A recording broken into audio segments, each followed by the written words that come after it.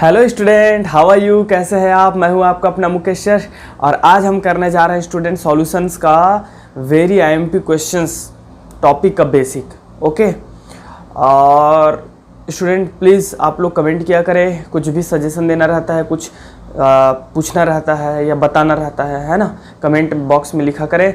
और चलिए तो ज़्यादा बात नहीं करेंगे, बेसिक है, बहुत अच्छा है। देखिएगा क्या चीज़ है, vapour pressure of pure liquid, शुद्ध द्रव का वाष्प दाब।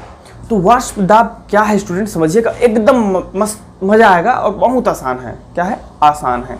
कैसे? ये देखो, मैं डेफिनेशन पहले करा दूं क्या? नहीं, चलो पहले एक पिक्चर बनाते हैं, चित्र बनाते हैं। क्या करें स्टूडेंट, एक बर्तन ले लेता हूं मैं। क्या ले लेता हूं? बर्तन ले लेता हूं। समझिएगा चीज को, है ना। एक बर्तन ले लेता हूं। अब इस बर्तन में स्टूडेंट मैं क्या लेता हूं? लिक्विड ले लेता हूं, द्रव ले लेता हूं। ठीक है ना। इस प्रकार मैं क्या ले लिया? द्रव ले लिया। ये लीजिए। अब इसको क्या किया मैं? चूल्हे में, गैस में आग से इसको क्या कर रहा हूं? तपा रहा हूं। ठीक है ना। तो क्या होगा स्टूडेंट, उसके बाद आप इसको क्या कीजिए? ढक दीजिए। क्या कर देंगे हम लोग? ढक देंगे, कुछ ऐसा। ठीक है। तो ढकने के बाद क्या होगा स्टूडेंट, उसको समझना है आपको। सपोज करता हूं कि ये क्या चीज है, हमारे लिक्विड जो है, ठीक है, लिक्विड जो द्रव है उसके कण है, अवयवी कण है, छोटे छोटे, है ना। तो ये क्या होंगे, जिसकी पानी है, पानी को आप गर्म करोगे गैस में। ठीक है, किसी बर्तन में, कुकर है, सपोज दैट कुकर। तो क्या होता है स्टूडेंट, कुकर में क्या होता है, चलो सपोज करते हैं हम कुकर ही है यार, इसको कुकर ही समझते हैं, कुकर ज़्यादा बेहतर है, कुकर ही समझते हैं। तो कुकर में क्या होता है स्टूडेंट, ये जो है वेपोराइज्ड होंगे। ठीक है, मतलब वेपर फॉर्म में ऊपर उठेंगे। और ऊपर उठने के बाद क्या करेंगे स्टूडेंट, ये जो है, मैं आपको डेफिनेशन आराम से बताता हूँ, बहुत बढ़िया से लिखवा दूंगा, है ना। ये वेपोराइज्ड होंगे। वेपोराइज्ड होने के बाद स्टूडेंट क्या करेंगे? ऊपर उठेंगे। ऊपर उठने के बाद क्या करेंगे भाई? ऊपर तो कुछ जगह है नहीं जो बाहर निकल जाएंगे, अगर खुला छोड़ोगे तो बाहर निकल जाएगा। लेकिन ऊपर ढका हुआ है, तो ऊपर उठने के बाद ढका हुआ है, तो वो टकरा करके फिर नीचे क्या करेगा? दाब डालेगा। कहाँ पे दाब डालेगा? इसी द्रव पे दाब डालेगा। यहीं पे द्रव में क्या करेगा स्टूडेंट? दाब डालेगा। ऐसा बात समझ में आ रही है? नीचे द्रव में क्या करेगा? दाब डालेगा। ठीक है, कुछ ज़्यादा ही बना दिया मैं, सघन हो गया। ठीक है, कोई प्रॉब्लम नहीं। नीचे द्रव में क्या करता है? दाब डालता है। समझ में आ रहा है ना? दाब डालता है। फिर अगर आप दाब को बढ़ाते ही रहे तो ये क्या होगा? फिर से वाष्प बन के निकलेगा। अब ये नीचे भी दाब डालेगा, ऊपर भी दाब डालेगा। तो इसको, गैस को निकलने के लिए जगह चाहिए रहता है, तो सीटी फिर बजना प्रारंभ हो जाता है। तो हमको सीटी बजते तक नहीं रुकना है, नहीं जाना है, हमारे यहाँ तक में हो जाता है डेफिनेशन। सुनो क्या है, स्थिर ताप पर एवं साम्य अवस्था में, ये दो कंडीशन है, आप याद रखिएगा।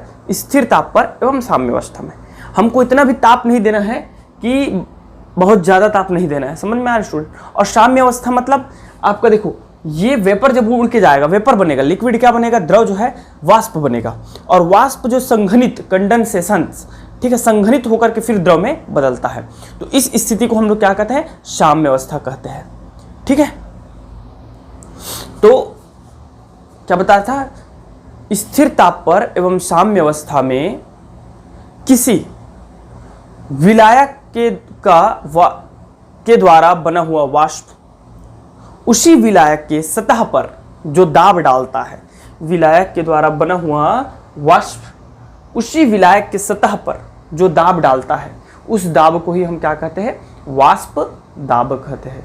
क्या कहते हैं स्टूडेंट? वाष्प दाब कहते हैं। Water pressure, sorry, vapour pressure कहते हैं। ठीक है ना, समझ में आ गया। यदि वो शुद्ध विलायक के लिए हो, शुद्ध विलायक के लिए मतलब उसमें किसी भी प्रकार का विलायक के लिए, किसी भी प्रकार का क्या ना हो, फॉर प्योर सॉल्वेंट, कोई भी प्रकार का उसमें इम्प्योरिटी ना हो, अशुद्धि ना हो, मतलब उसमें हमने नमक नहीं डाला, आलू नहीं डाला, चावल नहीं डाला, कोई भी कुछ नहीं डाले, सिर्फ क्या है? जल है। तब के कंडीशन में हम इसके वेपर प्रेशर को स्टूडेंट शो करते हैं PA0। नॉट प्रेशर ऑफ ए तो मैं पहले बता चुका हूं आपको। ए हम तभी शो करते हैं जब वो विलायक के लिए रहता है ना। तो pressure of solvent not purity को शो करता है स्टूडेंट, प्योर है तब हम क्या लगाएंगे? नॉट लगाएंगे। शुद्ध विलायक के लिए प्रेशर को। इतना समझ में आ गया, परिभाषा भी समझ में आ गई, ऐसा बनाइएगा।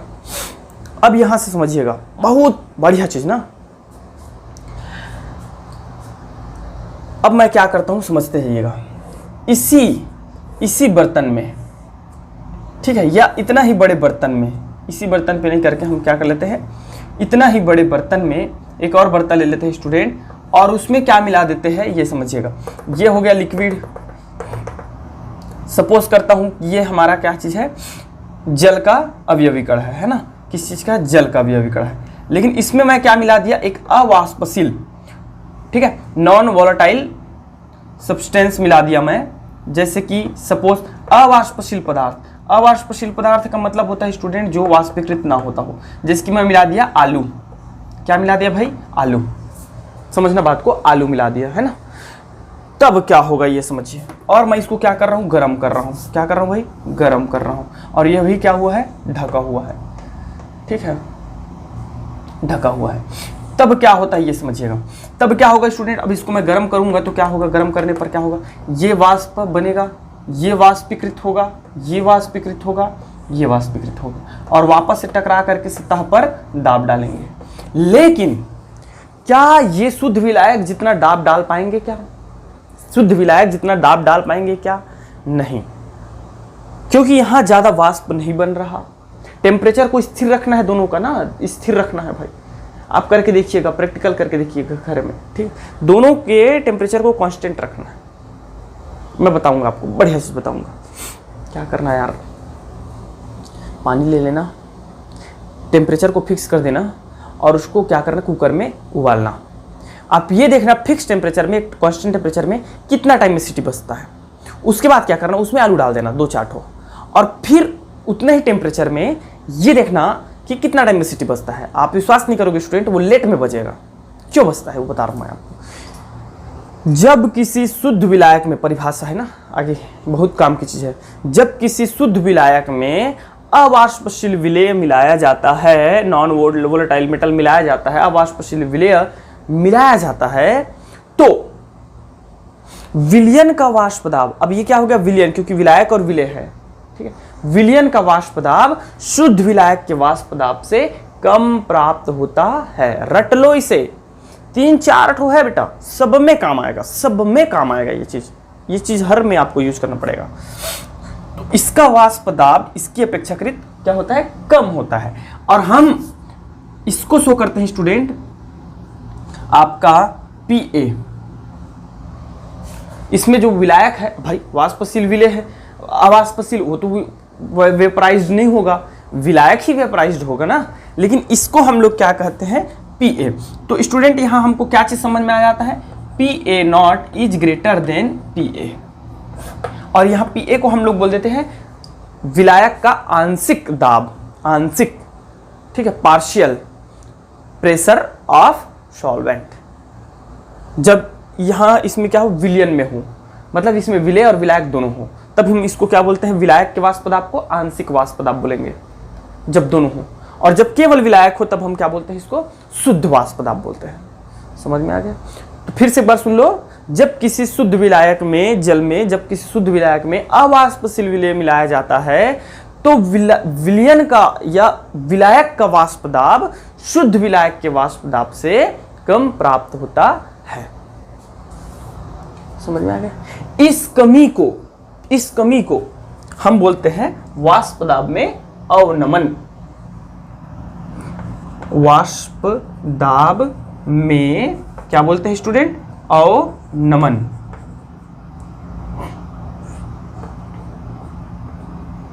डिक्रीजिंग, ठीक है, अवनमन। तो क्या हो जाएगा, PA नॉट माइनस PA, क्योंकि ये ज्यादा है तो ज्यादा से कम को आप क्या कर दो, घटा दो, तो ये मिल जाएगा वाष्प दाब में अवनमन। समझ में आ गया? तो ये चीज है।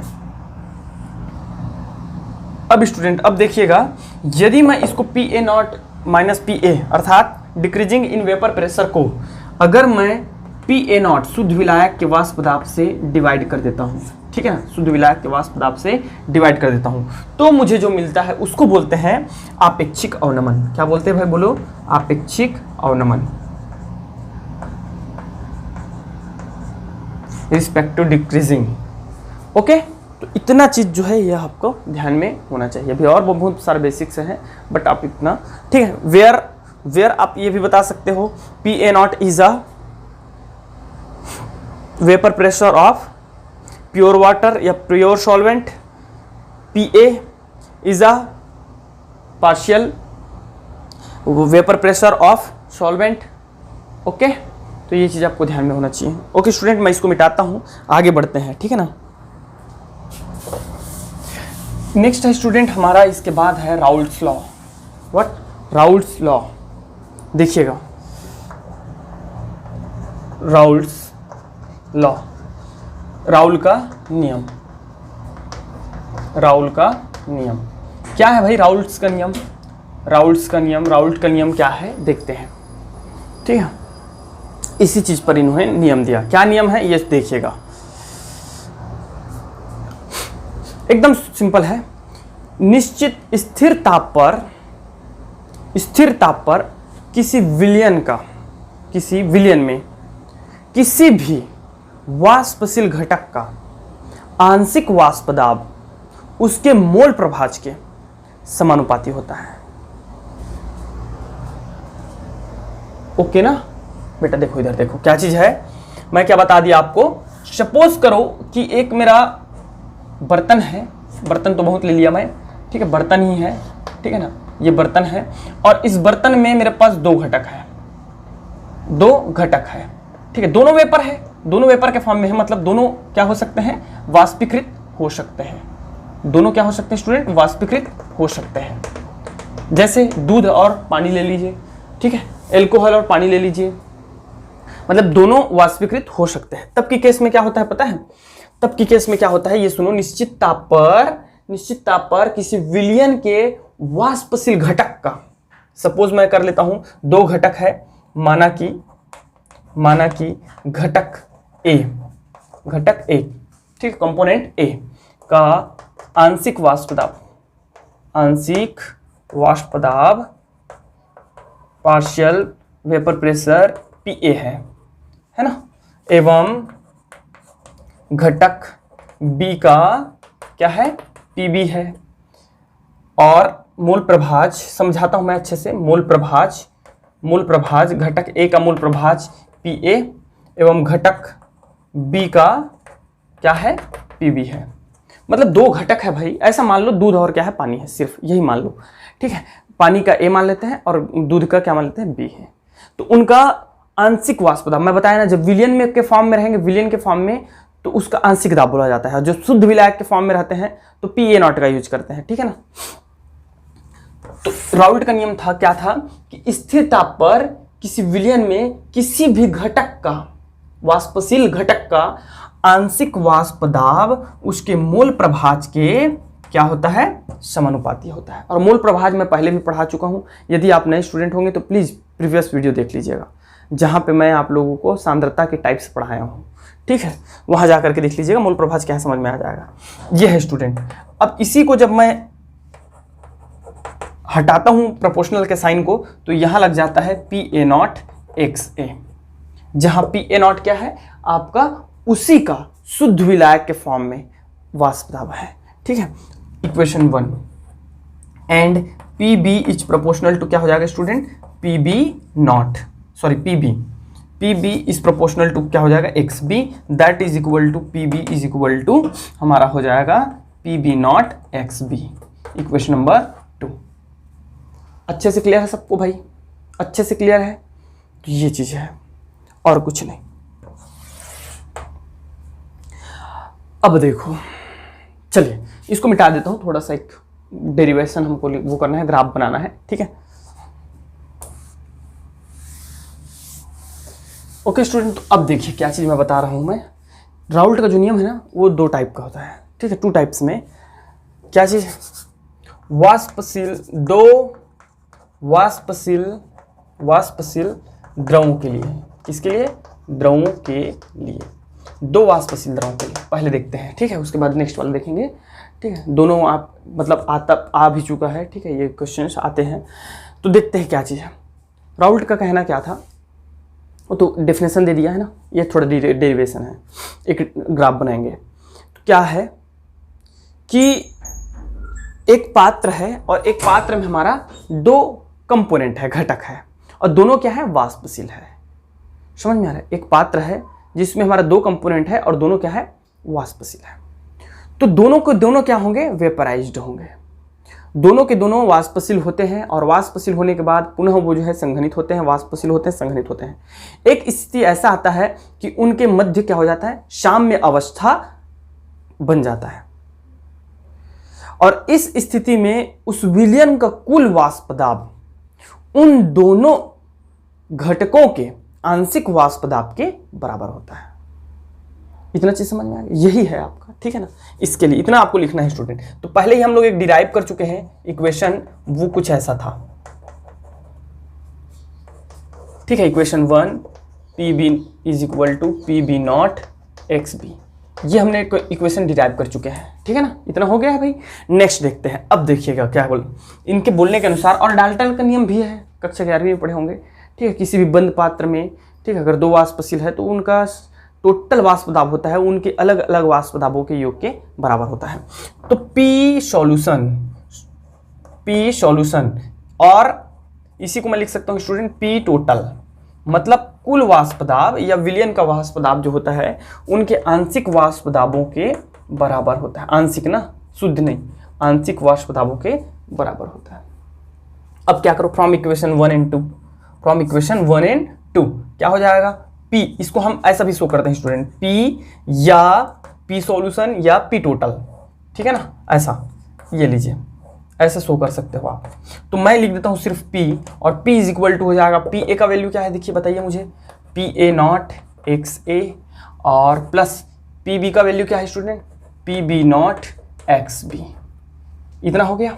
सबको पता है, यदि मोल प्रभा आप लोग पढ़े होंगे तो पता होगा आपको।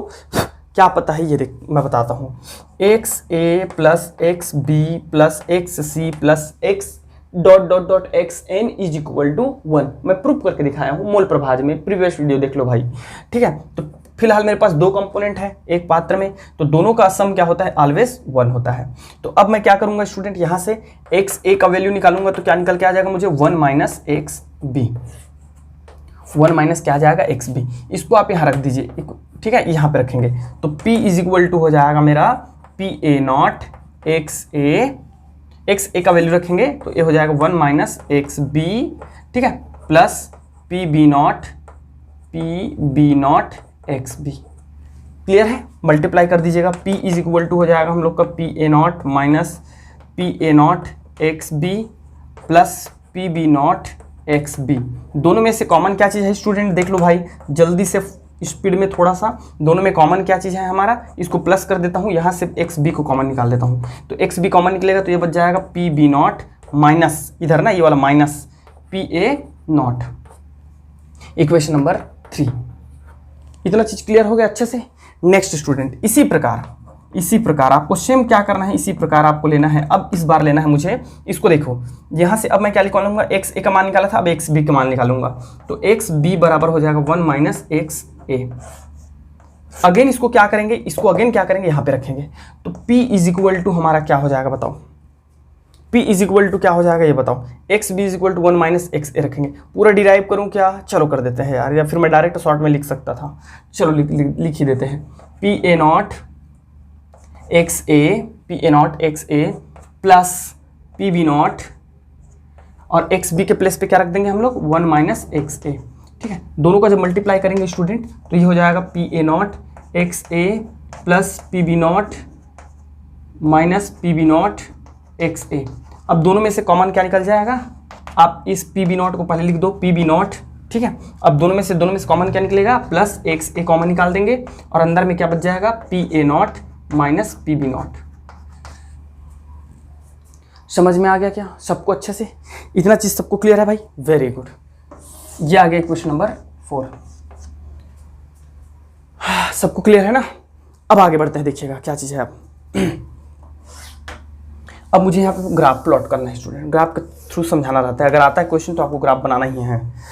कैसे ग्राफ बनाएंगे ये देखो, आप इक्वेशन 3-4 से देख लो या फिर 1-2 से देख लो, एक ग्राफ प्लॉट करना है।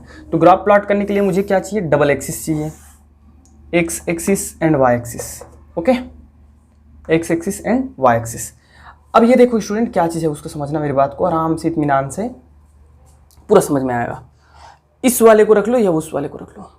इसको सपोज मैं क्या करता हूँ, लीनियर रैखिक इक्वेशन, लीनियर इक्वेशन, तो ये होता है y is equal to M X plus C, ठीक है, जहाँ y हमारा हो जाता है y एक्सिस में, x और m को बोलते हैं स्लोप, ढाल बोलते हैं, ठीक है, और ये होता है आपका अंतःखंड जहाँ पे काटता है, ठीक है, लेकिन यहाँ तो कुछ नहीं कटेगा, ठीक है, तो इसका कम यहाँ पे 0 है, ठीक है, एम एक्स दिख रहा है आपको, एम एक्स, ठीक है, वाई दिख रहा है, मतलब सी क्या है, 0 है। क्या करो ये देखो, आप समझ में आ जाएगा यार। जब यहां लिख देता हूं, जब X A is equal to आपका 1 है, ठीक है, X A is equal to 1 है स्टूडेंट, तो X A is equal to 1 कब होता है वहीं से समझ में आएगा। इधर हम लोग क्या कर देंगे, वाष्प दाब दिख रहा है ना, तो वाई एक्सिस में क्या हो जाएगा, वाष्प दाब को शो करेंगे, ठीक है, ये, और x के प्लेस पे क्या है स्टूडेंट, मूल प्रभाज, तो मूल प्रभाज को हम लोग कहाँ शो कर देंगे, मूल प्रभाज को हम लोग कर देंगे शो एक्स एक्सिस में।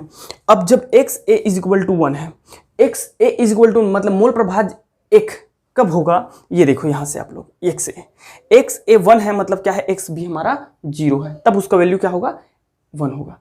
या ऐसे समझते हो, ऐसे समझ सकते हो, x a का फॉर्मूला सबको पता होगा, क्या होता है भाई, उसका उस घटक का मूलों की संख्या, ग्राम मूलों की संख्या बटे विलयन में कुल ग्राम मूलों की संख्या, यही जानते हो ना।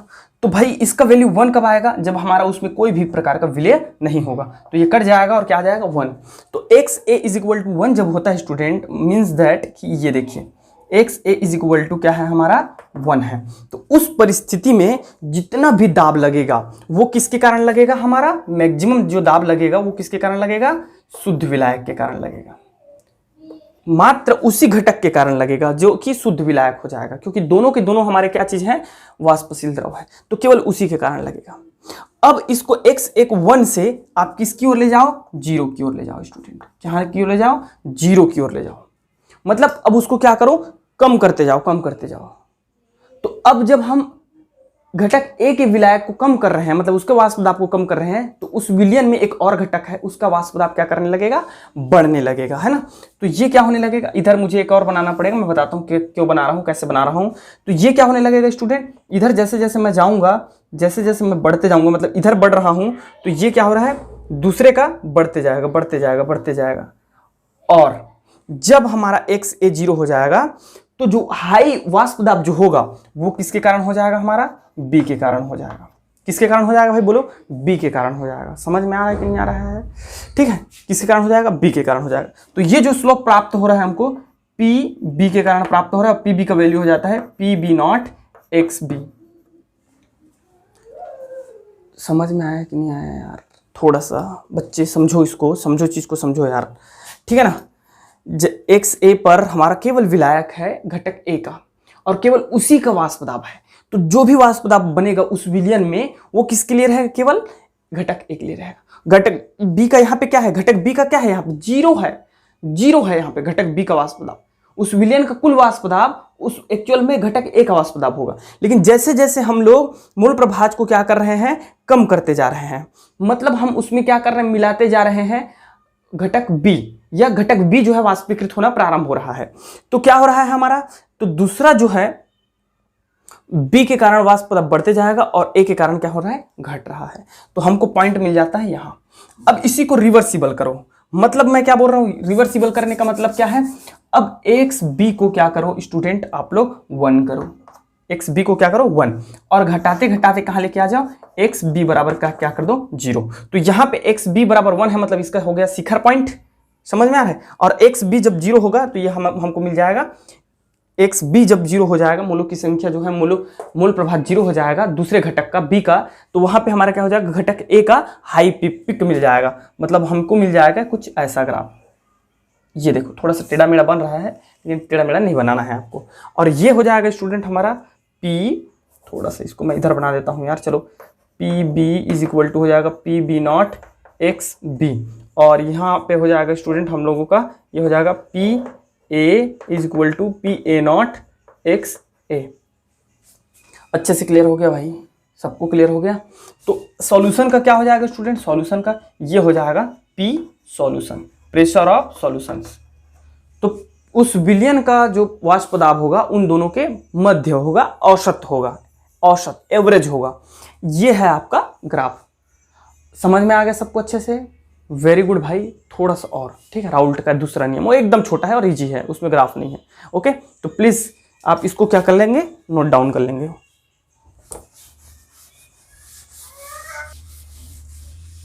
चलिए स्टूडेंट, अब नेक्स्ट देखते हैं, ठीक है। नेक्स्ट देख लेते हैं क्या चीज है नेक्स्ट। इसी का दूसरा पार्ट है क्या, ठोस द्रव विलयन का वाष्प दाब, विलयन का वाष्प दाब, विलयन का वाष्प दाब। वो द्रव विलयन का वाष्प दाब था स्टूडेंट, ठोस द्रव विलयन का वाष्प दाब। या इसी को पूछता है जब क्वेश्चन आता है तो अवाष्पशील ऐसे लिख के पूछता है, अवाष्पशील विलय वाले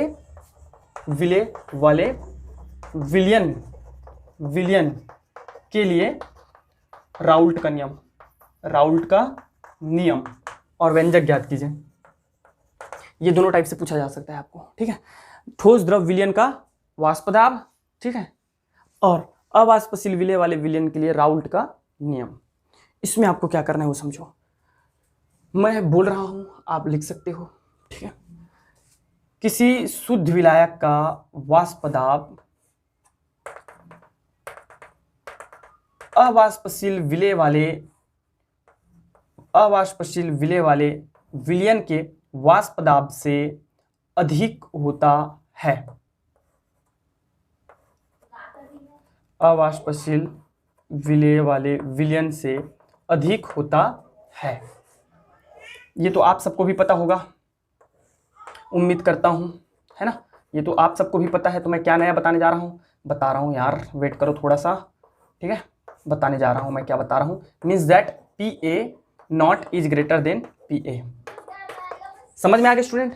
तो राउल्ट का क्या कहना था कि शुद्ध विलायक वाले विलयन का वाष्प दाब अवाष्पशील विलय वाले विलयन के वाष्प दाब से अधिक होता है, अधिक होता है, ठीक है, अधिक होता है। और वाष्प दाब जो होता है उसके मूल प्रभाज के सीधे समानुपाती होता है। तो यहां पे आ जाता है स्टूडेंट, वही डेफिनेशन है, PA इज प्रोपोर्शनल टू क्या हो जाएगा, XA। आप लोग ये भी लिख देंगे, यदि दो घटक है, ठीक है, दो घटक है जिनमें घटक A का वाष्प दाब PA, घटक B का वाष्प दाब PB, घटक A का मूल प्रभाज XA, घटक B का मूल प्रभाज XB है, ऐसा करके आप लोग लिखेंगे, है ना। और इसका आ जाएगा स्टूडेंट ये, और इसको हम जब सॉल्व करेंगे तो ये हो जाएगा PA इज इक्वल टू हो जाएगा हमारा KXA। समझ में आ गया? अब इसको मैं क्या कर रहा हूं ये देखिएगा, इक्वेशन नंबर 1, समीकरण एक को शुद्ध विलायक के लिए लागू करने पर, चलिए लागू करते हैं इसको शुद्ध विलायक के लिए। तो ये हो जाएगा स्टूडेंट, शुद्ध विलायक के लिए जब इसको लागू करोगे तो ये हो जाएगा PA बराबर हो जाएगा PA नॉट। शुद्ध विलायक के लिए लागू कर रहे हैं ना इसको हम लोग, केवल एक विलायक है ऐसा समझ रहे हैं। तो PA इज इक्वल टू क्या हो जाएगा, PA नॉट, और XA इज इक्वल टू हो जाएगा 1। पता है सबको शुद्ध विलायक के लिए XA का मान क्या होता है, 1 होता है। कैसे भाई, ये देखो, हमको सबको पता है किसी भी घटक का मूल प्रभाज जो होता है उस घटक में मोलों की संख्या और विलयन में मोलों की संख्या के अनुपात के बराबर होता है। अब ये क्या शुद्ध विलायक है, मतलब उसमें विलय तो है ही नहीं, तो विलय नहीं है तो अब ये हो जाएगा, और जब विलय नहीं है भाई तो ये कटेगा तो क्या हो जाएगा, 1 हो जाएगा। समझ में आ गया अच्छे से? तो ये हो जाएगा 1। अब इसको क्या करो, क्वेश्चन 1 में रख देंगे, तो PA इज इक्वल टू हमारा हो जाएगा PA नॉट हो जाएगा, और ये हो जाएगा K। क्लियर है? समीकरण 1 से, कहाँ, समीकरण 1 से, समीकरण 1 से क्या हो जाएगा स्टूडेंट, यहाँ पे रख दीजिएगा वैल्यूज को। तो ये हो जाएगा PA not is equal to, PA के जगह में क्या रख देंगे, PA नॉट रख देंगे, सॉरी PA, इसके जगह में रख देंगे PA नॉट, ठीक है, और हमारा रख देंगे XA, इक्वेशन नंबर 2, ठीक है। अब नेक्स्ट क्या करना है आपको, अब नेक्स्ट क्या करना है भाई, यहाँ पे एक चीज रखेंगे, देखिए क्या रखते हैं, PA is equal to PA not, XA के प्लेस पे रख क्या रख दूंगा, 1 माइनस XB। ये चीज मैं रख सकता हूँ ना, पता है आपको सबको, चूंकि लिखना है तो लिख सकते हैं, नहीं तो फिर सबको समझ में आ गया होगा। अब ये हो जाएगा student PA is equal to PA not minus P A not X B. इसको क्या कर दो, इधर ट्रांसफर कर दो भाई, कर दो ट्रांसफर, इसको इधर ट्रांसफर कर दीजिए या इसको इधर ट्रांसफर कर दो, इसको इधर। कैसे वो क्या बोलना चाह रहा हूँ मैं, ये देखिए P A not X B को मैं इधर ले आया लेफ्ट साइड में और इसको भेज दिया उधर, P A not minus P A. Clear है सबको? अब इधर देखिए X B is equal to हमारा हो जाएगा P A not minus P A divided by P A not. क्या निकल के आया, क्या निकल के आया, क्या चीज निकल के आया भाई बोलो? ये निकल के आ रहा है कि ठोस द्रव विलयन का वाष्प दाब या अवाष्पशील वाले विलयन के लिए राउल्ट का नियम जो होता है वो विलय के मोल प्रभाज उस विलयन के आंशिक वाष्प दाब के आपेक्षिक अवनमन के क्या होता है, बराबर होता है। समझ में आया? विलय का मूल प्रभाज उस विलयन के आपेक्षिक अवनमन के बराबर होता है।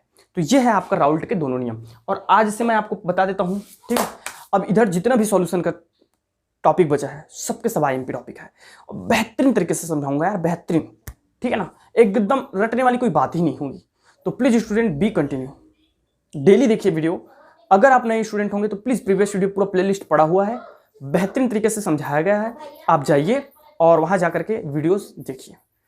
ओके, तो thank you very much and best of luck.